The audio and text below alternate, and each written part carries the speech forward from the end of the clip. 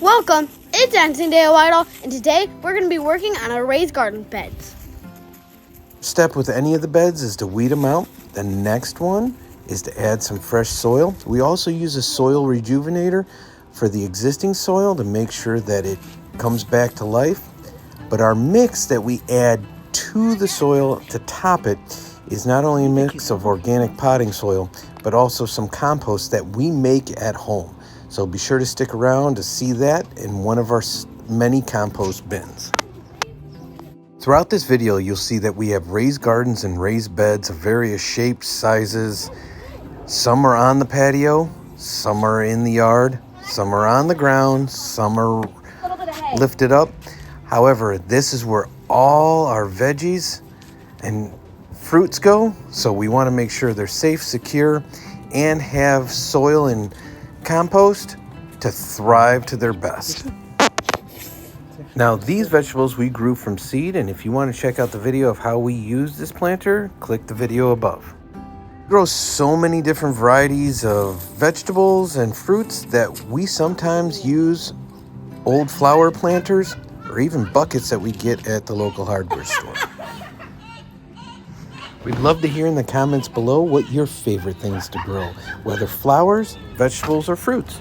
In addition to having some store-bought varieties of vegetables and fruits for our raised gardens and beds, we also like to direct sow some of our seeds into these beds.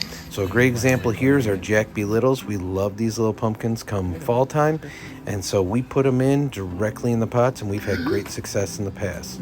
So be sure to stick around and subscribe so you can see the results of all these gardens.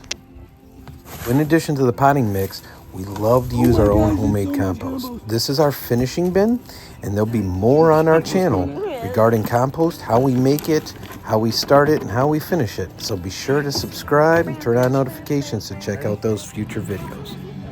This is the last planter that's on our patio. So after this, we're going to move out to the raised beds that are out in the lawn. So one of the things that we like to do is in the raised beds, because they're so much larger, is directly pour the compost on and then mix that with some garden soil and some potting soil. So we brought the additional bags, we pour those on top, and then we use this garden weasel to till it all in together and mix it there. So we have multiple raised garden beds. This is the biggest. Make sure to stick around to see every single one of them.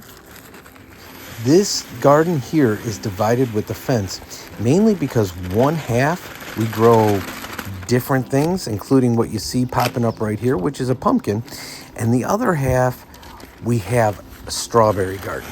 We also have trellises in the back because we plant cucumbers and cantaloupes in that area, so they have something to grab onto. Those won't interfere with the strawberries because they'll grip onto that trellis and grow up.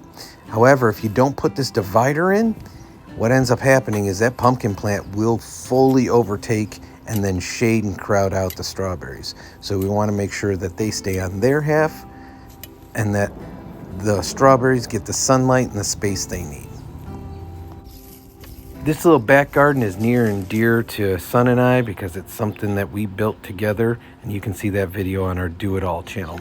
Now, I also like to direct sow in the ground some green beans so they can climb up the fences in the backyard and we can have some fresh green beans. So we hope you enjoyed this video, and if you did, please consider checking out our flower pot video right here.